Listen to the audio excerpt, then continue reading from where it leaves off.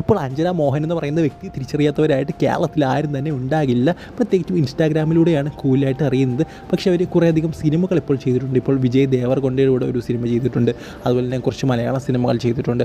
So അങ്ങനെ അവരിപ്പോൾ ഒരു സിനിമാ നടി എന്ന ലേബലിലും അറിയപ്പെടുന്നുണ്ട്. അതുമാത്രമല്ല അവരൊരു മോഡൽ കൂടിയാണ്. ധാരാളം ബോൾഡായിട്ടുള്ള പിക്ചേഴ്സ് സോഷ്യൽ മീഡിയ ഇടുന്നതുകൊണ്ട് തന്നെ ധാരാളം തെറിവിളികൾ അവർക്ക് ലഭിക്കാറുമുണ്ട്. എന്തായാലും അവർ ആ ഒരു ഇൻ്റർവ്യൂവിൽ പറഞ്ഞ പ്രധാനപ്പെട്ട ഒരു കാര്യം എന്ന് പറയുന്നത് സിനിമാ ലോകം എന്ന് പറയുന്നത് ധാരാളം ചതിക്കുഴികൾ നിറഞ്ഞൊരു സ്ഥലമാണ്.